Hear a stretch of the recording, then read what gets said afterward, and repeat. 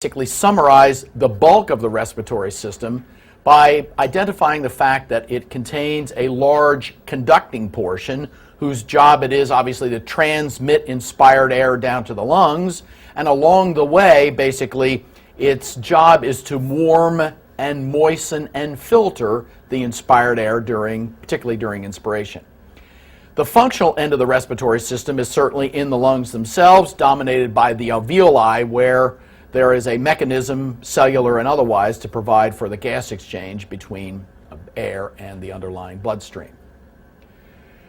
The nasal cavity kind of begins the area of the respiratory system. It's certainly dominated by a respiratory epithelium, and this respiratory epithelium is the classic pseudostratified ciliated columnar epithelium intermingled with goblet cells, underlain by a combination of mixed mucus and serous glands. And basically this respiratory area largely dominates the nasal cavities, whose job it is to warm, moisten, and filter inspired air. The adjacent olfactory area, a small part of the nasal cavity in the upper part of the nasal cavity, basically is also lined by a pseudostratified epithelium, but it largely consists of bipolar olfactory neurons, their adjacent supporting cells, brush cells, and basal cells. The basal cells, their job is to act as stem cells to continually replace the olfactory receptor cells, because the olfactory receptor cells are really neurons and are really the only example in the adult central nervous system where neurons are continuously replaced. Underlying this epithelium, basically the underlying Bowman's glands produce serid fluid, which basically allows the odorous substances to be dissolved in fluid. Now let's look at the overall additional histologic features of the respiratory portion, or the conducting portion of the respiratory system. It began in the nasal cavity with a pseudostratified ciliated columnar epithelium, basically associated with goblet cells, and this continues down into the trachea. The trachea, as we know, is supported and lined by an array of C-shaped cartilaginous rings, giving it a very distinct feature in imaging, underlain by seromucous glands, and with a small opening at the open ends posteriorly of the C-shaped cartilages lined by smooth muscle. As we move down into the primary and secondary bronchioles, we undergo a transition from a pseudostratified ciliated columnar epithelium to a more simple columnar epithelium. The cartilaginous rings of the trachea are gradually replaced by irregular plates of cartilage at the level of the bronchi. There are fewer glands, but the smooth muscle tends to be more prominent.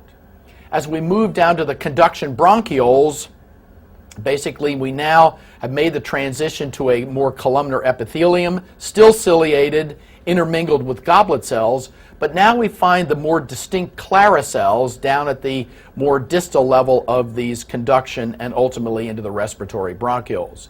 No longer do we have cartilage, and basically the glands have largely disappeared as well. But as we have moved from the trachea to the bronchi to the bronchioles, both the smooth muscle and the elastic fibers have become much more prominent.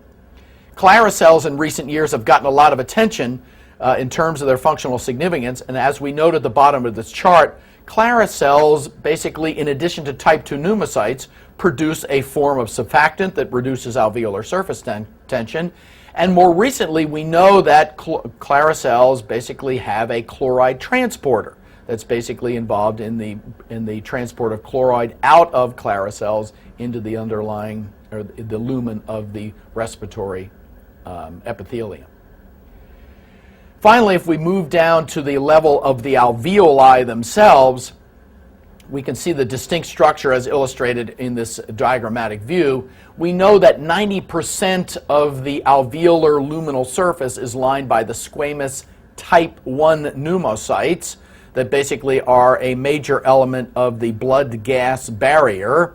And you can see down at the bottom how those type 1 pneumocytes, their thin cytoplasmic processes, share a common basal lamina with the underlying endothelial cells that line the pulmonary capillary blood cells. In addition, about 10% or 5 to 10% of the luminal surface of an alveolus is lined by the cuboidal type 2 pneumocytes, which we know their claim to fame is that they are the surfactant producing cells that basically line the alveolus and reduce alveolar surface tension.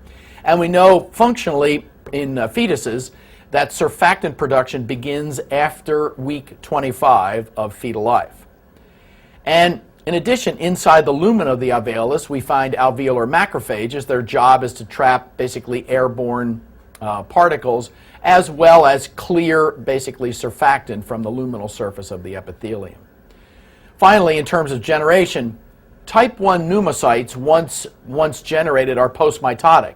So it is left up to the type 2 pneumocytes to generate both new type 2 cells as well as new type 1 cells, respectively.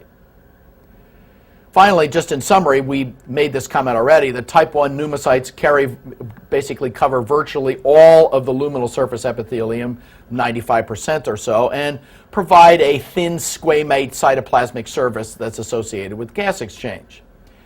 And as we know that they are a major component on the lung side of the blood-gas barrier, and basically oxygen that's delivered by the respiratory system to the level of the alveoli is allowed to pass through the cytoplasmic processes of the type 1 pneumocytes through a shared basal lamina and into the capillary lumen after passing through the cytoplasm of the capillary endothelial cell. Type 2 cells, as we indicated, are cuboidal, very distinct in the electron microscope, not only because of their cuboidal shape, but also because of the membrane-bound whorls or lamellar bodies that basically indicate the presence of the surfactant, which is obviously the major secretory product of these cells that's released into the lumen of the alveolus to help reduce alveolar surface tension.